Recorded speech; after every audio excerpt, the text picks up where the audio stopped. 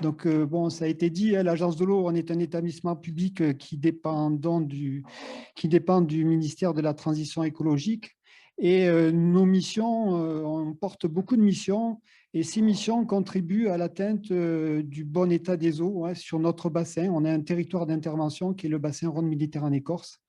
Et donc, parmi nos missions, eh bien, on est en charge notamment d'apporter des aides aux collectivités pour tout un ensemble de thématiques qui vont de la gestion de la ressource en eau à la lutte contre les pollutions, à la coopération internationale.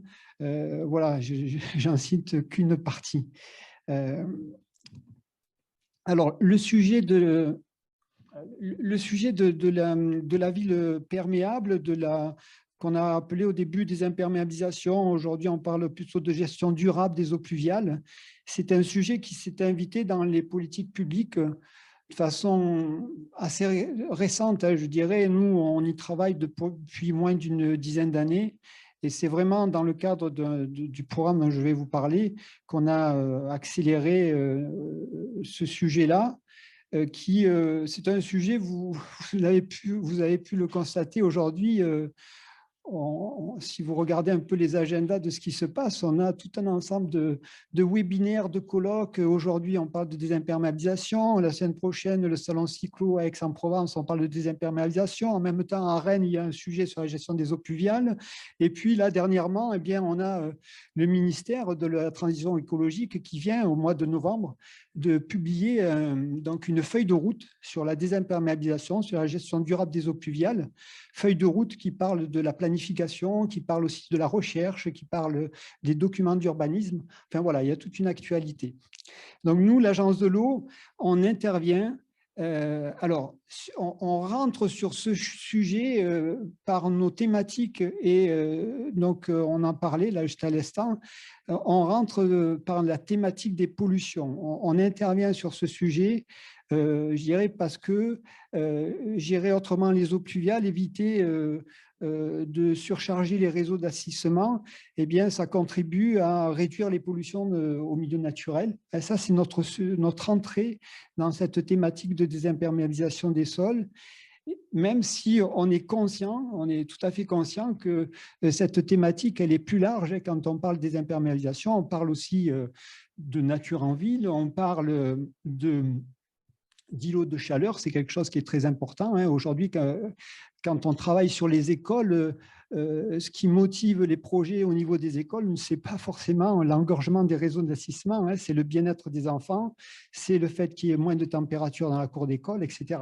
Donc, mais pour nous, cette entrée, c'est le sujet de l'assainissement. Et donc, on intervient dans le cadre d'un programme. Alors, on est actuellement dans le 11e programme de l'Agence de l'eau, qui a commencé en 2019 et qui se terminera en 2024. C'est un programme qui consacre une somme qui est importante, plus de 2 milliards d'euros sur 6 ans. Et cette somme, eh bien, elle est ce montant, il est au bénéfice de l'ensemble des maîtres d'ouvrage qui portent des projets qui contribuent à atteindre du bon état des eaux.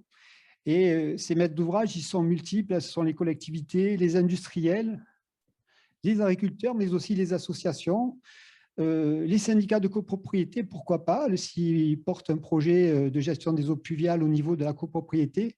Voilà, on n'est pas forcément limité. Nous, ce qui nous intéresse, c'est vraiment la thématique et le projet qui est porté par le maître d'ouvrage. Donc, ce programme, il s'articule autour de plusieurs enjeux. L'amélioration de l'état des eaux, le changement climatique, qui est un enjeu important de ce programme, et puis on continue à aider toutes les collectivités qui sont des collectivités rurales qui ont des efforts à faire pour mettre à niveau leurs installations et gérer durablement leurs infrastructures. Et dans ces enjeux-là, la désimperméabilisation, la gestion durable des eaux pluviales, il intervient à plusieurs niveaux. Je vous l'ai dit, hein, c'est un enjeu transversal.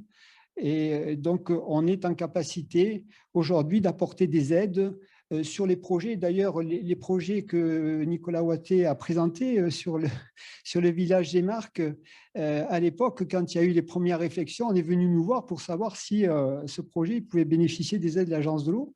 Et il en a bénéficié. Et alors, est-ce que là, je dirais, le projet a été rectifié ou enfin, les aides financières qui ont été apportées par l'établissement public ont permis de faire évoluer le projet vers une meilleure prise en compte de cette gestion du pluvial, peut-être, hein.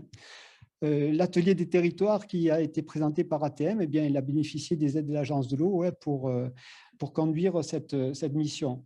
Donc, ce programme-là, on a un objectif fort, c'est celui de déconnecter. Alors, on parle aussi de déconnexion, puisqu'on est sur le sujet des pollutions.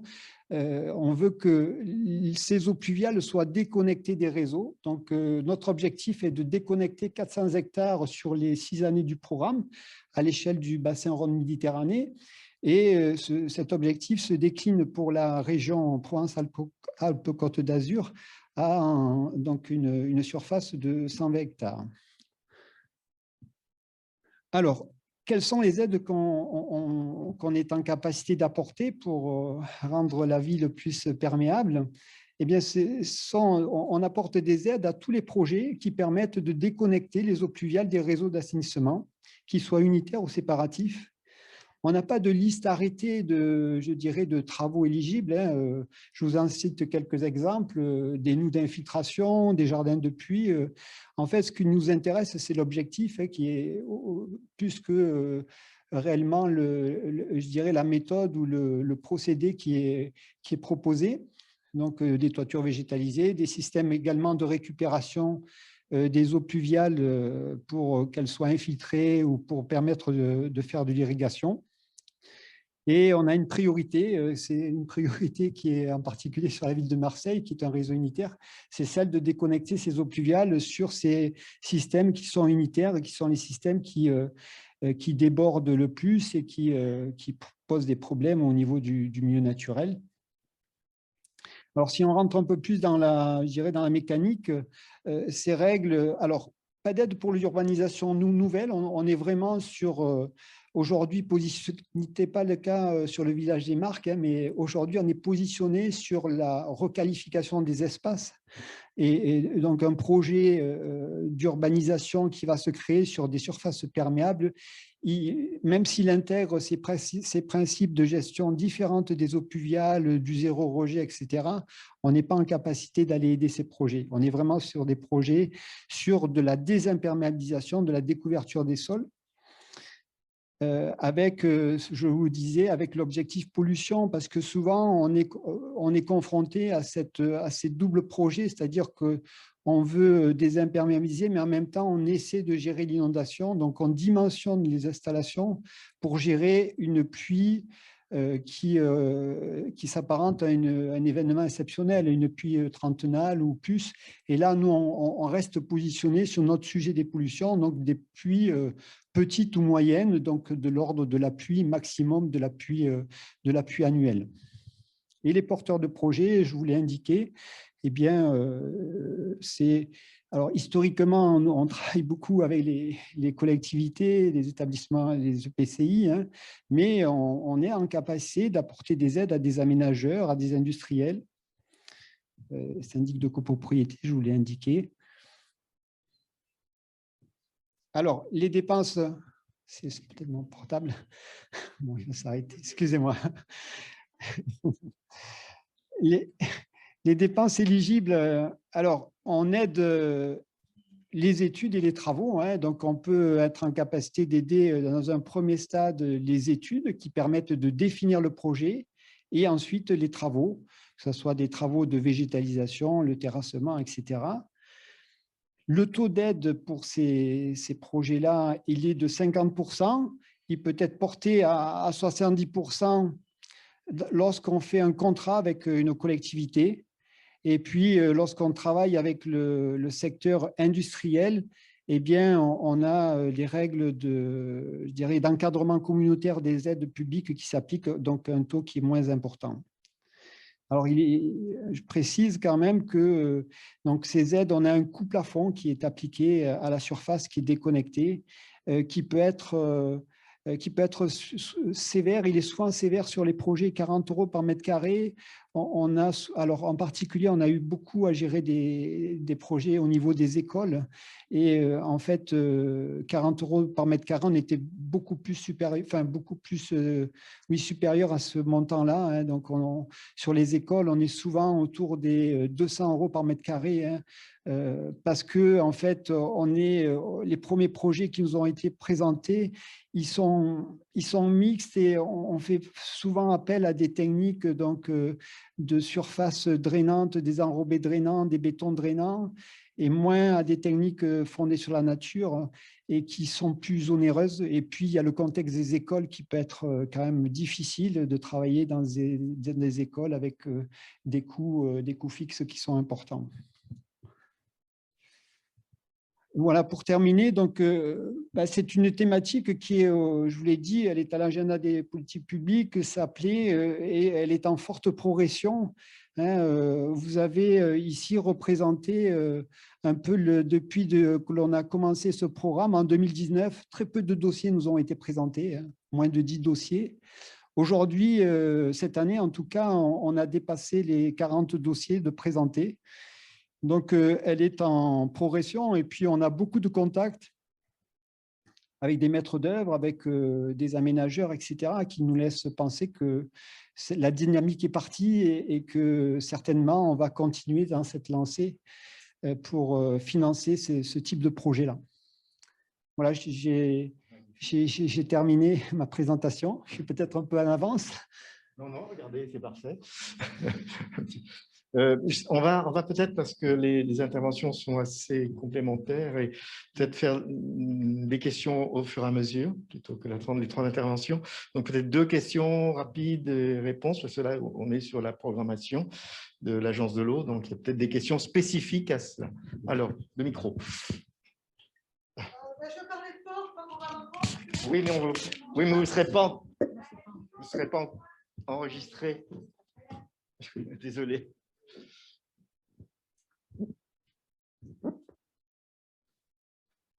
J'ai l'impression qu'on investit d'énormes moyens pour sauver, entre guillemets, 400 hectares.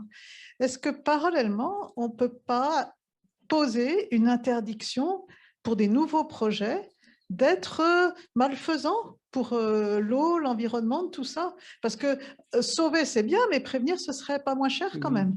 Alors, c'est vrai que je vous présente, moi, le volet des aides sur ces projets-là. Il y a tout un travail qui se fait. Alors, interdire, c'est travailler sur la planification. Donc, on a parlé d'OAP thématique, c'est travailler sur les documents d'urbanisme, travailler. Alors, nous, on travaille sur un schéma directeur d'aménagement et de gestion des eaux, hein, qui prévoit qu'il y a la séquence éviter, réduire, compenser, hein, sur les projets.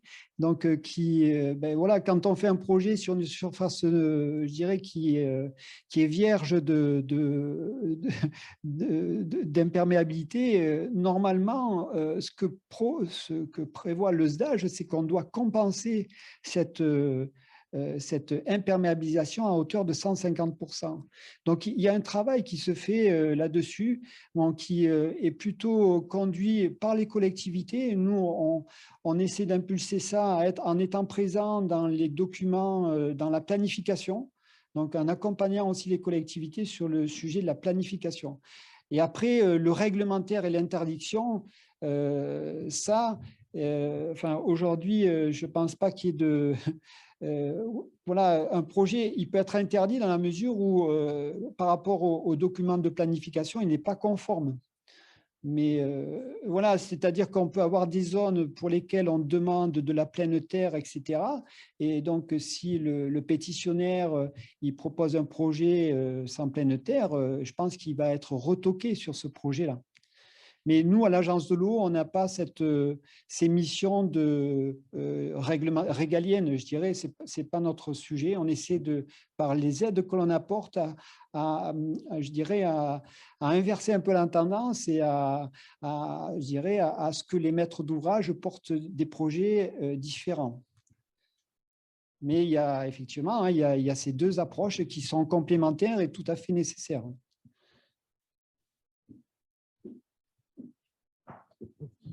Oui, il marche. Vous avez parlé de zones d'infiltration dans les villes. Il y a quand même un petit problème, c'est que ça prend de la place, d'une part, et donc ça vient à l'encontre de ce qu'on avait dit en 2016, c'est-à-dire qu'il valait mieux cibler une ville compacte, et ça vient à l'encontre de cette compacité.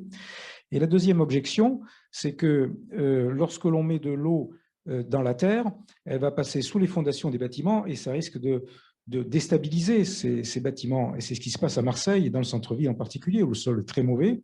On a tout un tas de refends de bâtiments haussmanniens en particulier qui descendent, ça fissure les façades et ça crée des problèmes que l'on sait. Oui, enfin, ça fait partie des arguments qui nous sont régulièrement donnés hein, pour... alors, par rapport au... Je dirais que peut-être que Gaëlle, elle pourra apporter des précisions, mais on essaie de... Enfin, les maîtres d'œuvre qui conçoivent les aménagements, ils ont en tête ces sujets-là. Hein. Et le plan national dont je vous ai parlé, il prévoit d'investiguer des études sur ces sujets-là. Donc oui, effectivement, ça peut être une limitation. Il faut faire attention aux ouvrages et ne pas faire n'importe quoi. Après, dans la ville, l'idée, c'est d'investiguer tous ces délaissés, toutes ces opportunités qui permettent... On aura une ville comme Marseille, on conservera des réseaux, ça c'est indéniable, mais dès que l'on peut, si on peut aller infiltrer des eaux, eh ben, c'est un bénéfice qui est apporté, quoi. Et il y a tout un ensemble de jardins publics. Vous avez les toitures plates. Alors, on n'infiltre pas sur les toitures plates, mais il y a la notion de ralentissement des eaux. Et quand on regarde ce qui se passait sur le Vieux-Port le 3 et le 4 octobre, c'est-à-dire que la Canebière s'est transformée en un ruisseau. Hein, donc, on avait, je ne sais pas combien de centimètres d'eau en bas du Vieux-Port. Si on peut ralentir ces eaux, mais je dirais, à l'échelle du projet, sur des toitures, etc., eh bien, tout ça, c'est un petit gain qui est apporté et qui va dans le sens que l'on souhaite.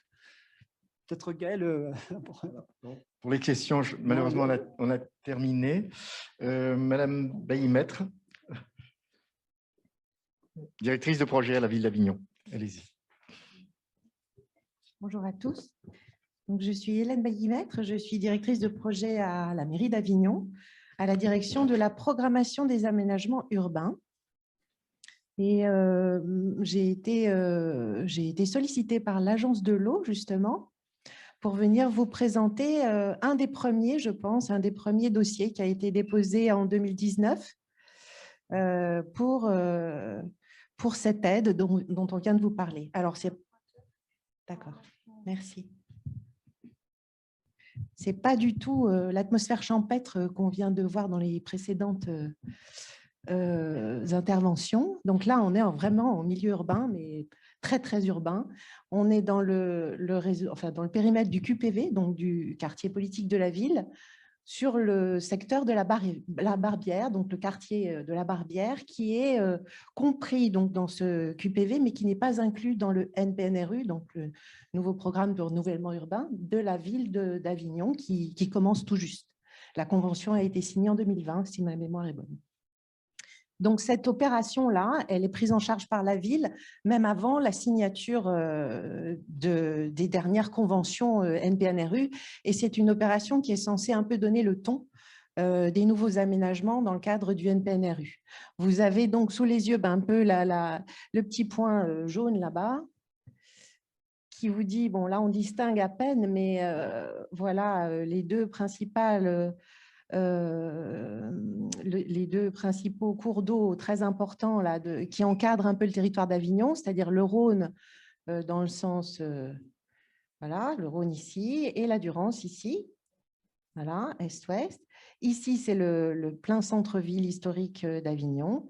Et donc ici, dans ce secteur-là, on a le périmètre qui est un peu encadré par la rocade, qui est une artère très importante qui compte 45 000 véhicules jour, donc qui est très, très fréquentée. Et puis, juste en dessous de ce périmètre de la rocade, eh ben, on a le secteur Barbière qui donc se situe ici.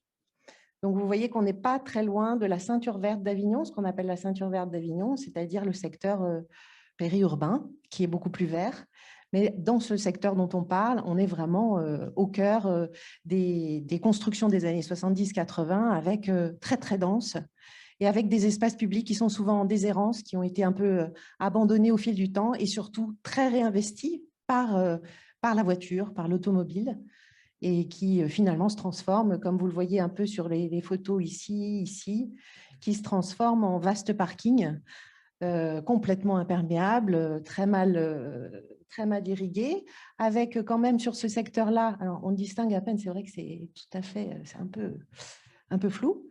On est sur un secteur qui fait 3,5 hectares, on a 371 logements et surtout 5 tours, on les distingue à peine ici, mais sur la photo aérienne, 5 tours qui font 12 étages chacune, avec des équipements publics à proximité et notamment, voilà, les équipements publics se situent plutôt sur ce secteur-là, avec ce qu'on appelle le château de la Barbière. En fait, historiquement, c'était plutôt une grange qui s'est transformée au fil du temps par un noblion de l'époque qui a transformé donc cette grange en, on va dire, maison bourgeoise, et qui aujourd'hui a un petit air complètement désuet au milieu de ces 5 tours de 12 étages. Et puis ici, un parc qu'on a conservé devant ce château, ce qu'on appelle le château, et des constructions très récentes qui doivent dater des années 90 à peu près, ici, avec une salle polyvalente ici et une crèche. Donc, 3 équipements, parce que le château de la Barbière accueille lui aussi un centre, enfin une partie du CCAS et du centre social de la ville, en tout cas sur ce quartier. Là, vous avez donc ici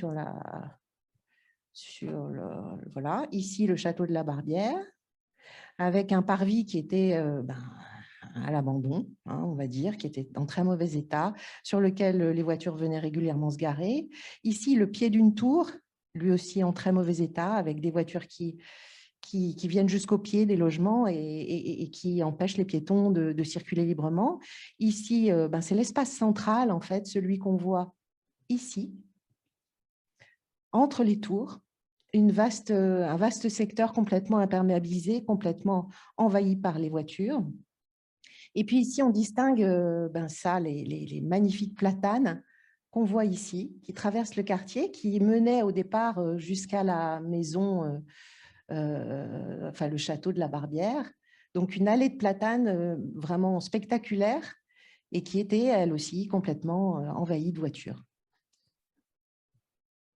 Les enjeux sur ce secteur-là, c'était un peu comme je vous l'ai dit, de commencer à répondre de la façon la plus efficace possible à des enjeux qui sont souvent habituels en NPNRU. Renforcer un peu la couverture végétale qui est déjà très importante avec ce parc et cette allée, mais renforcer cette couverture générale pour étendre le parc, c'est-à-dire un peu selon une expression que j'ai entendue au début, là c'était un peu un parc dans les tours. Et le but, c'était de transformer le quartier pour que ce soit des tours dans un parc. Voilà, reconquérir l'espace public au bénéfice des usages de proximité. Comme vous avez vu, l'usage était assez unique, c'est-à-dire la voiture. Il s'agissait donc de retrouver un petit peu, il y a eu pas mal de réunions, évidemment, de concertations avec les habitants pour définir un peu les usages qu'ils attendaient sur ces espaces qui leur étaient confisqués finalement. Et puis, on s'est rendu compte qu'il y avait besoin d'espaces de repos, de détente, d'aménagements qui permettent de profiter de ce parc-là aujourd'hui, ce parc devant le château de la Barbière, où il restait de beaux sujets, mais il y en avait beaucoup qui périclitaient, des beaux sujets d'arbres qui périclitaient, des jeux pour enfants qui étaient à l'abandon, qui n'étaient pas correctement dimensionnés pour les habitants du quartier, qui posaient des problèmes aussi aux riverains. Donc, on les a déplacés dans un premier temps. Et puis, peut-être trouver aussi tout simplement, enfin, je pense à les réunions de concertation où il y avait un groupe d'assidus qui venaient à toutes les réunions, mais c'était trois trois personnes à la retraite, 3 hommes à la retraite, et qui disaient, nous, on veut un banc avec de quoi jouer à la pétanque. Et ça, il n'y avait pas. Donc, il fallait trouver effectivement des usages de proximité qui répondent à une demande. La concertation nous a permis de les approcher. Et c'était vraiment, enfin là, c'était une illustration, parce qu'ils ont été là tout le temps et ils ont demandé leur banc tout le temps et ils ont demandé leur terrain de pétanque tout le temps et on leur a fait. Rationaliser l'espace laissé à l'automobile, ben ça, c'était quand même le problème qui ressortait le plus, en tout cas sur ces aménagements anciens complètement envahis par la voiture. Clarifier et sécuriser les cheminements piétons, ben ça en découle, c'est-à-dire que quand on est envahi de voitures, les piétons n'ont plus la place de passer, ils sont obligés de zigzaguer entre les véhicules mal stationnés. Et puis opérer une résidentialisation des tours par le végétal. La résidentialisation, c'est une thématique très importante dans les NPNRU, mais qui est souvent difficile à traiter parce que les espaces aujourd'hui, vous le constatez, entre les tours sont complètement ouverts. Ils sont mal investis, mais ils sont investis quand même. Et le but de la résidentialisation, c'est soit de refermer ces espaces avec des grilles de façon à ce qu'ils deviennent privatifs. Et ça, c'est dommage. En tout cas, ce n'est pas ce qu'on voulait à la mairie d'Avignon. Donc, il fallait trouver un système une façon d'isoler un peu le pied des tours, d'isoler les piétons et les usages du pied des tours, mais sans les refermer. Où est-ce qu'on appuie? Alors oui, c'est très dommage que ça soit très flou parce que du coup, on ne dit pas grand-chose. Ici, vous avez le plan d'aménagement, donc je saute vraiment du avant au après, au moins sur le plan. Vous reconnaissez donc les 5 tours, ici, ici, ici, ici et ici, le château de la Barbière ici, son petit parc devant, et puis les équipements publics de la crèche et la salle polyvalente. Donc, le cheminement piéton on a choisi de privilégier, de favoriser, c'est ce cheminement est-ouest qui permet dans ce sens-là d'aller rejoindre les écoles et dans l'autre sens d'aller rejoindre le quartier de Saint-Chamond qui comprend un équipement très porteur, qui attire beaucoup de monde, c'est la plaine des sports. Donc, ça nous permet effectivement de passer de l'un à l'autre et puis de rejoindre également, mais là, il y a plusieurs chemins possibles, le gros quartier commercial Cap-Sud qui se trouve le long de la rue Pierre-Sémar, l'avenue Pierre-Sémar, c'est-à-dire la route de Marseille qui part vers le sud. Donc, le quartier central, le périmètre central que vous avez vu tout à l'heure, c'était celui-là, complètement envahi de voitures en stationnement. Donc ça, c'est l'illustration la plus marquante, on va dire, sur ce projet, de ce que vous expliquait M. Robéry et de ce que souhaitait l'Agence de l'eau. On est en milieu urbain et on décroute carrément les parkings, c'est-à-dire qu'on les supprime et on les remplace par cette extension, ce qu'on a appelé une extension finalement de ce parc ancien. Et donc, cet îlot central devient complètement végétal. Il retourne à l'usage des habitants puisqu'on implante ici des jeux, des cheminements piétons qui permettent de traverser le quartier et puis beaucoup de végétal de façon à renforcer la couverture. Ici, on reconnaît... Il faiblit, hein, le petit... Ouais. Oui, elle a souris. Alors, du coup, je vais m'asseoir. Merci.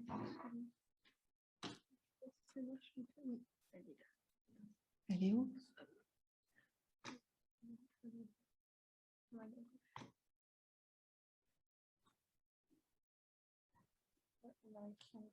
On n'arrive pas à la seule. Ah, dommage. Ah oui, mais elle est blanche. Voilà, on voit le secteur central ici dont on vous parlait. Alors, oh, ben oui, mais... Sur le planning un peu général, vous avez en 2019 donc les premiers aménagements qui comprenaient surtout la réhabilitation du parc lui-même, retracer les cheminements qui avaient beaucoup vieilli, changer les jeux pour enfants qui étaient désuets et qui étaient surtout hors d'usage, les remplacer par des jeux pour les enfants plus jeunes, parce qu'ici on voit... ici on voit une chose très importante que j'ai oublié de dire. on voit le tramway qui est là. Bon, c'est pas facile, hein, l'exercice. Ben oui, mais...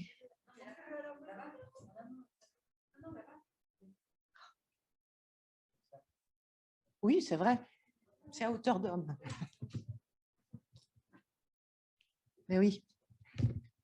Voilà. Donc, le tramway qui passe ici, hein, voilà, qui va jusqu'au quartier Saint-Chamond, qui dessert aussi Cap Sud, donc cette zone commerciale dont je vous ai parlé. Le tramway, c'est 2019, c'est récent.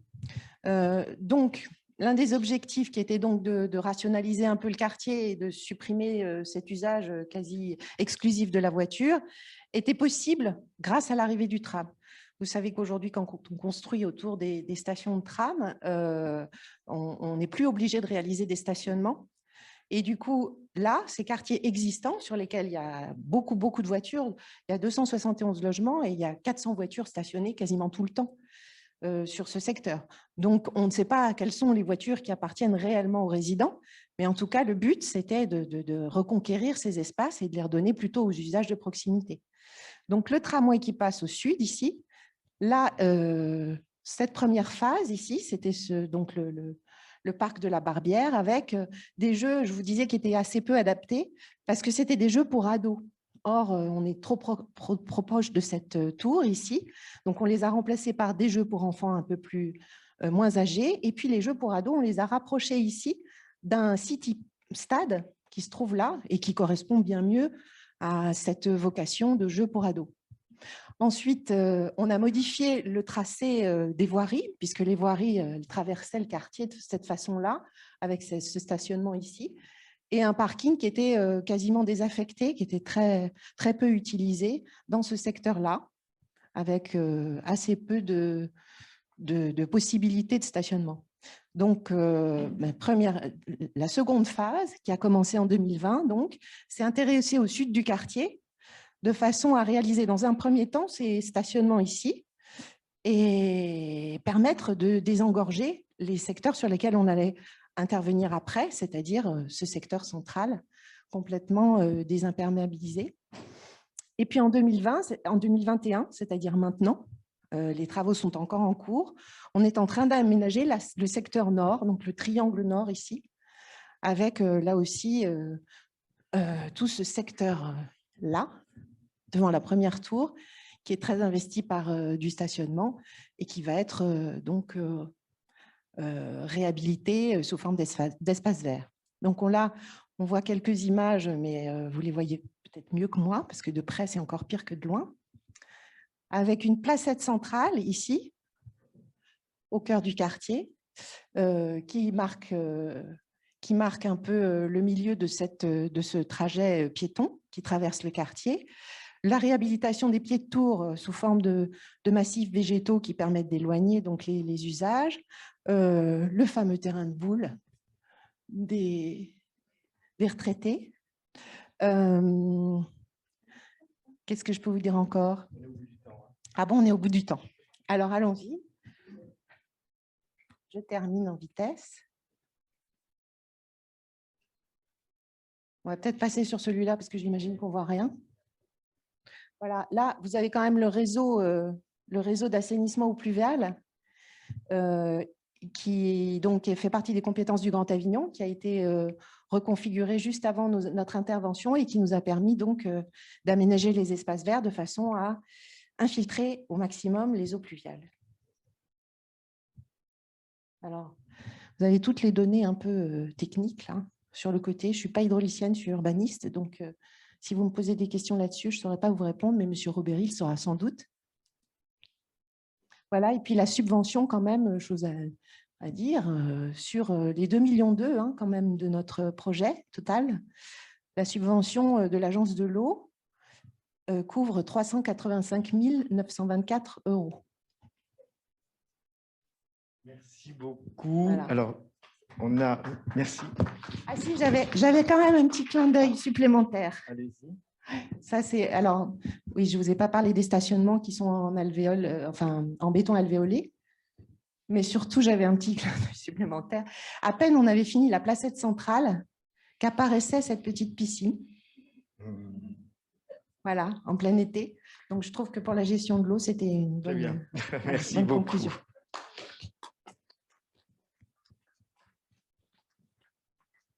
Question sur une opération de ce type?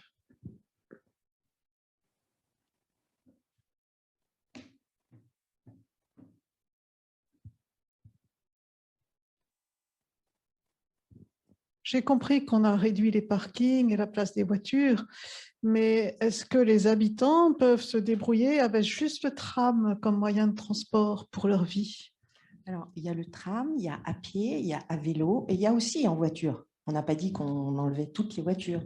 En fait, on a réduit le nombre de stationnements en nombre originel de stationnement. C'est-à-dire qu'on a compté les places de stationnement matérialisées sur le secteur et on a restitué les places de stationnement qui étaient matérialisées. Toutes les places de stationnement sauvage ont été retirées. Alors, je ne vais pas vous dire que ça ne pose pas de problème. C'est maintenant qu'on rentre dans le problème parce que, comme je vous l'ai expliqué, on a d'abord réalisé le parking le plus important au sud de l'opération, ce qui a permis de calmer un peu les problématiques de ce genre. Mais maintenant qu'on réalise le nord, la tension monte à nouveau. Voilà. Donc, on s'est prévu un plan B qu'on ne dévoile pas pour l'instant. Oui, en fait, ça rejoint un petit peu la question qui a été posée, c'était comment ça a été vécu dès le début de l'opération. C'est-à-dire que le parking, plus il est près de la maison, mieux c'est pour les habitants. Voilà. Quels ont été vos arguments et comment ça a été vécu au début, quoi, pour en arriver à ça? Déjà, ça a été vécu, le problème n'a pas été soulevé en concertation. C'est-à-dire qu'on a pourtant fait une concertation avant même de lancer le projet, de façon à justement, comme je vous le disais, essayer de recueillir les usages que les locataires attendaient. Il s'agit de logement social, évidemment, je ne l'ai pas précisé. Et les usages qui se sont fait jour, ce n'est pas du tout la voiture. Par contre, la CNL, qui est la Confédération des locataires, qui est très active sur ces secteurs-là, puisque tout le monde est locataire, a immédiatement réagi et a fait paraître des articles dans la presse. Voilà, donc la réaction était vive du côté institutionnel, on va dire, alors que du côté habitant, c'est une problématique qui est beaucoup moins ressortie.